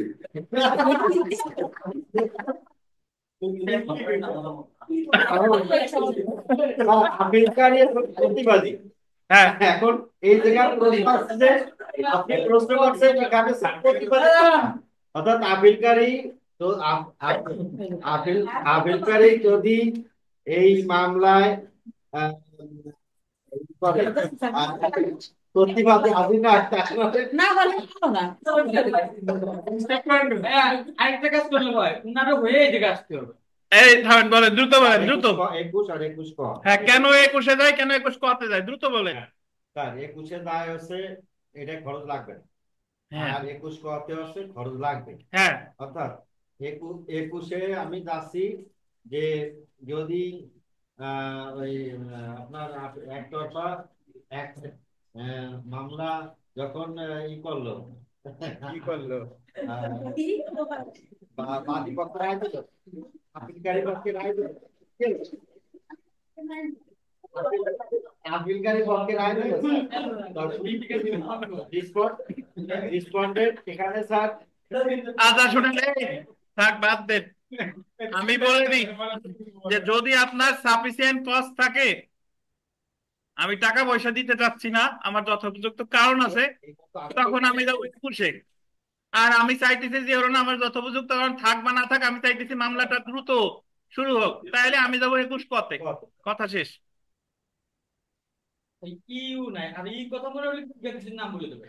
আচ্ছা দেখেন, তামাদি দেখেন যে আপিলের একতরফা শুনানি হয়েছে, পুনরায় তার শুনানির দরখাস্ত an application for rehearing of appeal heard ex parte দায়ের করতে হবে 30 দিনের মধ্যে, তামাদি আইনের 169 অনুচ্ছেদ। সো এখানে একটা জিনিস আপনারা লেখেন যে 21 বিধি সমান সমান 30 দিন, 21 বিধি সমান সমান 30 দিন সমান সমান তামাদি আইনের 169 অনুচ্ছেদ। 21 বিধি সমান সমান 30 দিন তামাদি আইনের 169 অনুচ্ছেদ। লেখেন না কেন? 21 ক সমান সমান 30 দিন উক্ত বিধি। তবে এর ছাড়া আমাদের মাঝে মাঝে ডেকে ডেকে তো দেখেন, এই দেখেন ভাই, আপিল পুনঃশুনানির আবেদন প্রত্যাখ্যান করলে, এটা অলরেডি আমরা জানি, 21-এর আবেদন যদি প্রত্যাখ্যান করে তাহলে আপিল, আর 21 কর আবেদন প্রত্যাখ্যান করলে কি revision. Refusal of application for rehearing of appeal, appeal পুনঃশুনানির আবেদন প্রত্যাখ্যান করে প্রদত্ত কোনো আদেশ হলো আপিল যোগ্য, এবং এই ক্ষেত্রে সংক্ষুব্ধ প্রতিবাদী আপিল করতে পারে। আপিল পুনঃশুনানির আবেদন মঞ্জুর করে প্রদত্ত আদেশের বিরুদ্ধে আপিল করা যাবে না। 21 না মঞ্জুর হইলে আপিল, মঞ্জুর হলে রিভিশন, আর 21 ক মঞ্জুর না মঞ্জুর যাই হোক না কোনো প্রতিকার কি রিভিশন। আপনাদের আগামী শুক্রবার বিকেলের পড়াটা অনুষ্ঠিত হবে না, তো কেউ যেন আইসেন না। শনিবারে ইনশাল্লাহ আমরা পড়বো। হ্যাঁ, তো শুক্রবার আমি এক জায়গায় যাবো, যে কারণে ওই পড়াটা, বিকেলের পড়াটা হবে না। দেখেন তো এখানে সংক্ষেপে মনে রাখুন, সংক্ষেপে মনে রাখুন যে টেবিলটা আছে, এই টেবিলটা আমরা সব জানি। কিভাবে জানি আমি একটু বলে দিই, দেখেন। আমরা জানি যে আপিল খারিজ হয় চারটা বিধিতে: 17-র 11-র 2, 11-র 2, 17-র 1 আপিলকারী অনুপস্থিতির কারণে খারিজ হয়। 18 বিধিতে খারিজ হয় আপিলকারী নোটিশ জারি ফি দেয় নাই। আর 15 কতে খারিজ হয় ওই হাইকোর্ট বিভাগে আপিল করার পরে আপনি কোনো পদক্ষেপ গ্রহণ করেন নাই। আর এই চারটা খারিজের বিরুদ্ধেই সরাসরি প্রতিকার হচ্ছে রিভিশন, অথবা আপিলকারী আপিল পুনঃগ্রহণ বা পুনঃ উদ্ধারের আবেদন করতে পারে 41 আদেশের 19 আর 19 ক বিধিতে। 19 আর 19 ক যেখানেই যান না কেন তামাদি মেয়াদ 30 দিন, তবে 19-এর 30 দিন বলছে তামাদি আইনের 168 অনুচ্ছেদ, আর 19 ক বলছে 19 কর মধ্যেই। 19-এর আবেদন যদি নামঞ্জুর হয় তাহলে আপনার প্রতিকার হচ্ছে আপিল। 19-এর আবেদন মঞ্জুর হইলে সংক্ষুব্ধ পক্ষের প্রতিকার রিভিশন। আর 19 ক মঞ্জুর হোক বা নামঞ্জুর হোক উভয় ক্ষেত্রেই সংক্ষুব্ধ পক্ষের প্রতিকার রিভিশন। আর 19 কতে একটা খরচের ব্যাপার আছে, বাট খরচটা ওখানে সুস্পষ্ট করে নাই। ওটা হলো আদালতের কি ক্ষমতা, বিবেচনামূলক ক্ষমতা। এটা গেল আপিল খারিজের ক্ষেত্রে। এবার আসে আপিল একতরফা শুনানি। শুনানির দিন প্রতিবাদী আসে নাই, 17 আদেশের মানে 41 আদেশের 17-র 2 বিধিতে আপিল একতরফা শুনানি করতে পারে। আপিল একতরফা শুনানি করলে প্রতিবাদীর প্রতিকার হচ্ছে ওই 17-র 2 যে আপিলটা যে একতরফা শুনানি করলো, আপিলটা পুনঃ শুনানির আবেদন করবে, রিহিয়ারিং। 41 আদেশের 21 আর 21 ক। 21 আর 21 ক উভয় ক্ষেত্রেই 30 দিন। 21-এর যে 30 দিন এটা আছে তামাদি আইনের 169 অনুচ্ছেদ। 21 কর যে 30 দিন সেটা কোথায়, 21-এর মধ্যেই। আর 21-এর পুনঃশুনানির আবেদন যদি নামঞ্জুর হয় তাহলে আপিল, আর মঞ্জুর হইলে রিভিশন। আর 21 ক মঞ্জুর হোক বা নামঞ্জুর হোক প্রতিকার হচ্ছে কি, রিভিশন। এই তো কথা।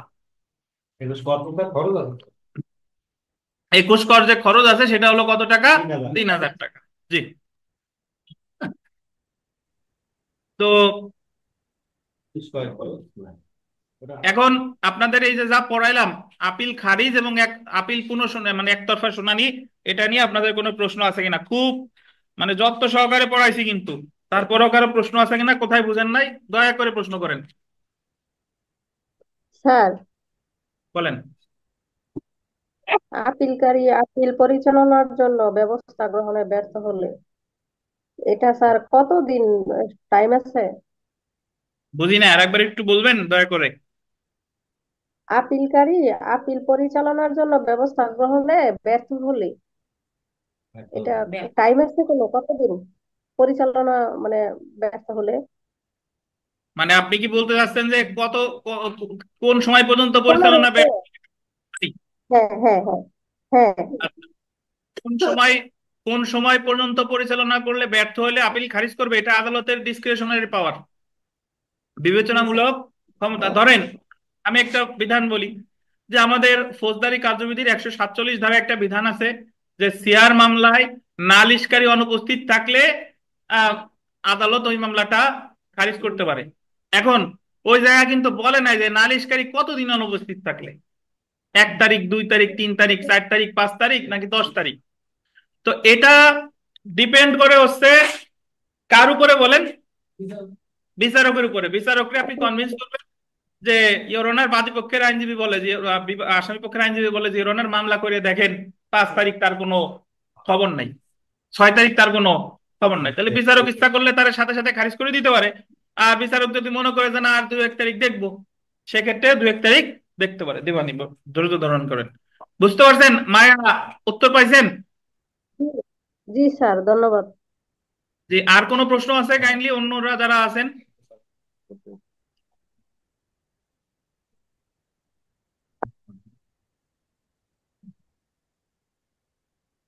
আচ্ছা, যদি প্রশ্ন না থাকে আমরা সরাসরি চলে আসি। দেখেন, পাল্টা আপিল বা পাল্টা আপত্তি, ক্রস অবজেকশন, 41 আদেশের 22 বিধি।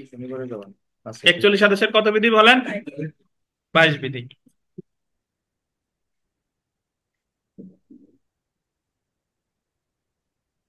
পাল্টা আপিল আর পাল্টা আপত্তি এক জিনিস না। পাল্টা আপিল আর পাল্টা আপত্তি এক জিনিস না। পাল্টা আপিল কারে বলে? পাল্টা আপিল, ধরেন ডিক্রি দিছে একটা, ওই ডিক্রিতে বাদীও সংক্ষুব্ধ বিবাদীও সংক্ষুব্ধ। মানে ডিক্রির এক অংশ বাদীর পক্ষে গেছে, এক অংশ গেছে বাদীর বিপক্ষে, আবার ওই ডিক্রির এক অংশ বিবাদীর পক্ষে গেছে, এক অংশ বিবাদীর বিপক্ষে। তাহলে ডিক্রি একটা, আপিল করছে দুইজন, এটারে বলে কি? পাল্টা আপিল, ক্রস আপিল। কিন্তু পাল্টা, হোয়াট ইজ পাল্টা আপত্তি? পাল্টা আপত্তিরে ইংরেজিতে বলে ক্রস অবজেকশন। এটা আছে 41 আদেশের 22 বিধিতে। পাল্টা আপত্তি কি শুনেন, খুব সংক্ষেপে যদি এইভাবে বলি, যে মূল মামলাটা দায়ের করে কিসের মাধ্যমে? আরজির মাধ্যমে। আরজির প্রেক্ষিতে বিবাদী এসে কি জমা দেয়? লিখিত জবাব। এটা তো জানেন। আচ্ছা, এখন আপিল দায়ের করে কিসের মাধ্যমে? মেমোরান্ডাম অফ আপিল বা স্মারকলিপি। এখন একটা জিনিস দেখেন, যে মূল মামলায় ওই বিবাদী যদি লিখিত জবাব দাখিল করা বিবাদীর জন্য বাধ্যতামূলক না? সে যদি লিখিত জবাব দাখিল না করে তাহলে মামলায় তো সে হেরে যাবে। ওই যে 8 দেশের এক বিধিতে এক্স পার্টি ডিসপোজাল হয়, মনে আছে কিনা? অপরদিকে আপিলে আপিলকারী যে দরখাস্তটা দেয় সেটা বলে মেমোরান্ডাম অফ আপিল। এখন আপিলের ক্ষেত্রে প্রতিবাদী লিখিত কোনো জিনিস দিতে বাধ্য না। বুঝেন কিনা? হ্যাঁ, লাগেও না। লিখিত কোনো জিনিস দিতে বাধ্য না, বা লিখিত জিনিস কি লাগেও না। কিন্তু যদি প্রতিবাদী মনে করে যে আমি একটা ওই স্মারকলিপির বিপরীতে আমি একটা লিখিত জিনিস সাবমিট করব, বুঝতে পারছেন? সে যদি মনে করে, তখন সেই যে সে প্রতিবাদী যে লিখিত আপত্তিটা দিতে চায় এটাকে বলে ক্রস অবজেকশন। জি, বা পাল্টা আপত্তি। বুঝেন কিনা? তাহলে সহজ ভাষায় বললে, যে আপিলকারীর স্মারকলিপির বিরুদ্ধে প্রতিবাদী যে লিখিত আকারে যে আপত্তি জানায় তাকে কি বলে? পাল্টা আপত্তি বা ক্রস অবজেকশন। দুইজনে আপিল করতে। আপিল করতে একজন, হ্যাঁ, আপত্তি দিছে, এটা হলো পাল্টা আপত্তি। আপিলের বিরুদ্ধে প্রতিবাদী আপত্তি জানাইছে, হ্যাঁ। ধন্যবাদ। এখানে একটা ওয়ার্ড দিয়ে দুইটা বোঝায় নাই, উনি একটু ভুল লাগছে। এই পাল্টা আপত্তি ক্রস অবজেকশন, পাল্টা আপিলের ইংরেজি কখনো ক্রস অবজেকশন না। পাল্টা আপিলের ইংরেজি হবে কি? Cross appeal. তো আপনি একটু লিখে নেন, পাল্টা আপিলের ইংরেজি ক্রস আপিল। হুম হুম এক পক্ষ আপিল করলো যে খালাসের জন্য, হ্যাঁ। এক পক্ষ আপিল করে হ্যাঁ, ক্লোজ আপিল। হুম ঠিক।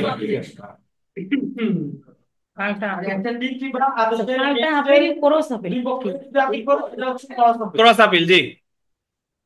তাহলে স্যার এই পাল্টা আপত্তি আর পাল্টা আপিল একই জিনিস? এক জিনিস না। এই জায়গা যদিও বা দিয়ে লেখছে এক জিনিস, বাট অ্যাকচুয়ালি এক জিনিস না। আর পাল্টা আপিল মানে একটা ডিগ্রি অথবা আদেশের এগেইনস্টে বিপক্ষেই আপিল করছে। আমরা ফৌজদারি কার্যবিধিতে যখন আসামিরে 6 মাসের দণ্ডাদেশ দিছে, তখন আসামি তো আপিল করছে যে সে 6 মাস হোক, একদিনও সাজা কাটতে সে চায় না। আবার রাষ্ট্রপক্ষ আপিল করছে ওর 6 মাস কে, ওর 6 বছর হওয়া উচিত। তাহলে আদেশ একটা, আপিল করতে কয়জন? দুজন। ফৌজদারিতে ওইটা ক্রস আপিল। জি। কাছে বসে বোঝেন না, আমার বলেন দি, কোনো কিছু না জিজ্ঞেস বুঝলে আমারে জিজ্ঞেস করবেন, এদিক ওদিক কান ঘোষা করার দরকার নাই। দেখেন, কি জেনে গেলে মনে হয় ভালো হয়, তাহলে মনে হয় রিভার্স কানেকশন হয়। কালকে এই স্যার না দেখেন। আচ্ছা, পাল্টা আপত্তি আরেকবার জিজ্ঞেস করছে। পাল্টা আপত্তি খুব সোজা, সেটা হলো আপিল যে করে, আপিলকারী আপিলটা করে স্মারকলিপি আকারে। স্মারকলিপি আকারে আপিল করার পর প্রতিবাদী বরাবর নোটিশ যায়। নোটিশ যাওয়ার পরে প্রতিবাদী এই ক্ষেত্রে লিখিত কোনো জিনিস দিতে বাধ্য না। বাট সে যদি মনে করে যে আমি স্মারকলিপির বিরুদ্ধে আপত্তি জানাইতে চাই, লিখিত কোনো কিছু সাবমিট করতে চাই, সেটাই বলে ক্রস অবজেকশন বা পাল্টা আপত্তি। একটা কোশ্চেন করব? হ্যাঁ, শিওর। মনে থাকে, বলেন বলেন বাসায় যাওয়ার মনে বলেন বলেন বলেন। এই স্ট্যাটাস কো আর লিসপেন্ডেন্স এর মধ্যে আসলে পার্থক্যটা কি? স্ট্যাটাস কো তো এক্সিস্টিং কন্ডিশন, মানে যে যে অবস্থায় আছে সেই অবস্থায় থাকা। আর লিসপেন্ডেন্স হলে পেন্ডিং সুট।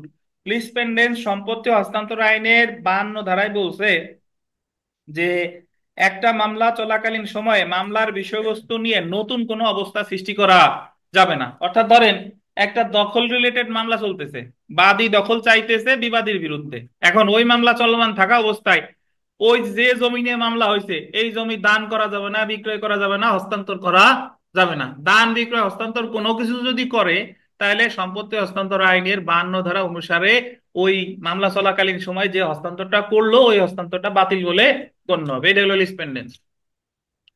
মানে মানে কাছাকাছি না এটা? না, এটা হলো লিসপেন্ডেন্স। আর স্ট্যাটাস কো তো ওই যে আমি অস্থায়ী নিষেধাজ্ঞার আবেদন করছি, যে ইওর অনার আমি ওখানে যে অন্তর্বর্তীকালীন নিষেধাজ্ঞাটা চাচ্ছি ওটাই প্রকৃতপক্ষে স্ট্যাটাস কো। মানে যে যে অবস্থায় আছে শুনানির আগ পর্যন্ত সে যেন সেই অবস্থায় থাকে। স্যার আমি বলছিলাম কি, পাল্টা আপিল মানে ইংরেজিতে কি ক্রস আপিল। এটাই। জি।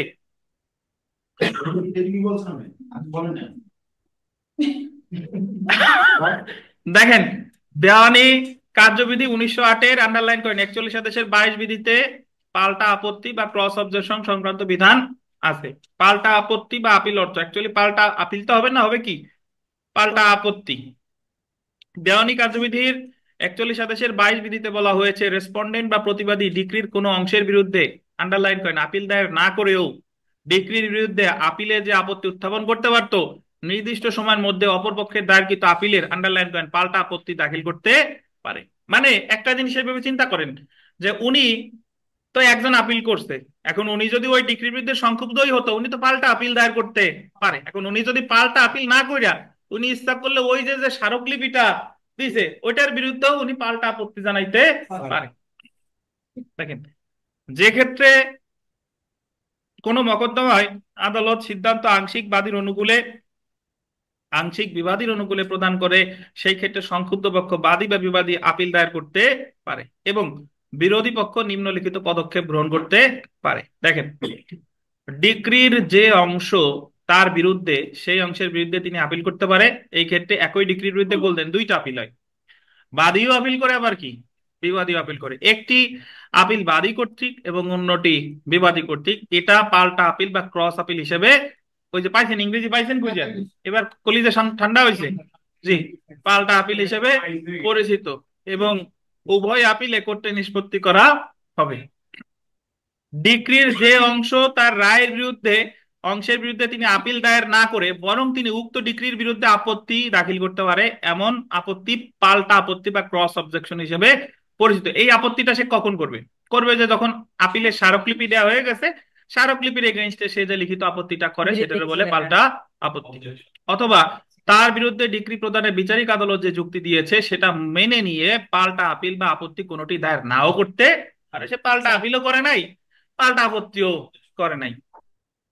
প্রতিবাদী যে ক্ষেত্রে দেখেন, প্রতিবাদী যে ক্ষেত্রে পৃথক আপিল করতে পারত কিন্তু করেনি এবং নিম্ন আদালতে তার বিরুদ্ধে নিষ্পত্তিকৃত ডিগ্রি কোনো সঙ্গত কারণ সমর্থন না করলে সেই ক্ষেত্রে তিনি পাল্টা আপত্তি দাখিল করতে পারে। এখন আমরা চলে আসি ভাই যে পাল্টা আপত্তি দাখিলের কোনো সময় আছে কিনা।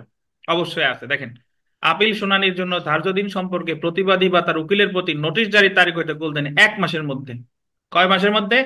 1 মাসের মধ্যে আপিল আদালত পাল্টা আপত্তি দায়ের করতে পারে বা আপিল আদালত পাল্টা আপত্তি দাখিলের জন্য অতিরিক্ত সময় মঞ্জুর করলে উক্ত মঞ্জুরিকৃত সময়ের মধ্যে পাল্টা আপত্তি দাখিল করতে পারে। অথবা সে 1 মাসের মধ্যে ধরেন পাল্টা আপত্তি দেয় নাই, সে হাজির হয়ে বলতেছে যে ওর অনার আমি একটা পাল্টা আপত্তি দিতে চাই, আমার সময় মঞ্জুর করা হোক, তাহলে সময় মঞ্জুর করতে পারে। নোটিশ পাওয়ার 1 মাসের মধ্যে, আর 1 মাসের মধ্যে ধরেন উনি দাখিল করে নাই, তখন উনি আদালতে হাজির হয়ে বলবে যে ওনার আমি পাল্টা আপত্তি দাখিল করতে চাই, আমার কি দেওয়া হোক, সময় দেওয়া। বুঝছেন?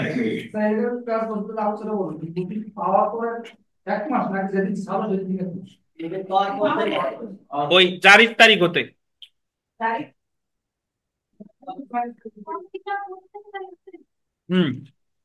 নোটিশ জারি হয় মানে পাওয়ার পরেই বোঝাচ্ছে আপনি ওই সমন একসেপ্ট করে যেদিন সেদিন থেকেই তো 2 মাসের মধ্যে। এইখানেও তাই, জারি বলতে বোঝাচ্ছে উনার প্রতি জারির পরে, যে প্রতিবাদী সে যখন ওই জিনিসটা কি পাইছে সেখান থেকে। নাহলে তো প্রতিবাদী বারবার পৌঁছালো না, সময়ও শেষ হয়ে গেল। তো বিগত বছরের প্রশ্ন দেখেন, পাল্টা আপত্তি পাল্টা অবজেকশন বুঝছেন?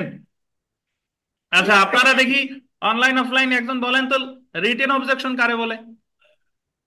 আগে আমি বলছি রিটেন অবজেকশন বা লিখিত আপত্তি কাকে বলে, অনলাইন অফলাইন?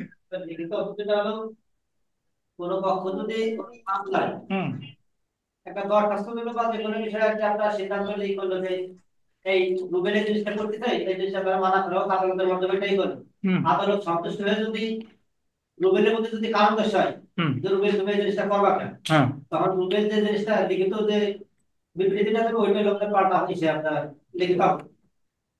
আপনি সঠিক অনেকাংশে। এটা তো মামলার ক্ষেত্রে কোনো একটা মামলা করছে একজন। শুনেন, খুব সহজ। মামলা চলাকালীন সময় যে দরখাস্ত গুলো দেয়, রায় পূর্বে ক্রোক, রায় পূর্বে আটক, অস্থায়ী নিষেধাজ্ঞা, আর্জি সংশোধন, এগুলাতে এক পক্ষ দেয়। অপর পক্ষ আইসে আবার লিখিত একটা আপত্তি দেয় যে আমি আপত্তি করতেছি, এই জায়গায় রায়ের পূর্বে ক্রোকের কোনো গ্রাউন্ড নাই, রায়ের পূর্বে আটকের কোনো গ্রাউন্ড নাই, আর্জি সংশোধনের কোনো গ্রাউন্ড নাই। অর্থাৎ দরখাস্তের প্রেক্ষিতে প্রতিপক্ষ এসে যে দরখাস্তটা দেয় এটারে বলে কি? পাল্টা আপত্তি বা রিটেন অবজেকশন। বুঝতে পারছেন? এই রিটেন অবজেকশন সম্পর্কে কিন্তু আমাদের দেওয়ানি কার্যবিধির কোনো আদেশের কোনো বিধিতে কিন্তু বাঁচতে হলে জানতে হবে। ঠিক আছে, দেখেন বিগত বছরের প্রশ্ন, বাঁচতে হলে জানতে হবে, কোর্সে বলতে হবে, পাশ করতে হলে জানতে হবে। দেখেন 1 নম্বর প্রশ্নটা দেখেন, the code of civil procedure 1908 কোথায় ক্রস অবজেকশন সম্পর্কিত বিধান আছে? 41 কত বিধি? 22 বিধি। তো এছাড়া অন্যান্য যে প্রশ্নগুলো আছে এগুলা মোটামুটি আপনারা পারবেন। আজকে বেশ সময় নিয়ে পড়াইলাম, এগুলো আমাদের এই পর্যন্তই থাক। এখন একটা ক্লাস টেস্ট আছে, ক্লাস টেস্টটা অনুষ্ঠিত হবে। জি, ক্লাস টেস্ট আছে, ক্লাস টেস্ট আছে। যদি কোনো প্রশ্ন থাকে জিজ্ঞাসা করতে পারেন, নাহলে সরাসরি আমরা ক্লাস টেস্টে চলে যাই। তো মিয়া তুমি করে এই বিথিকা বিশ্বাস।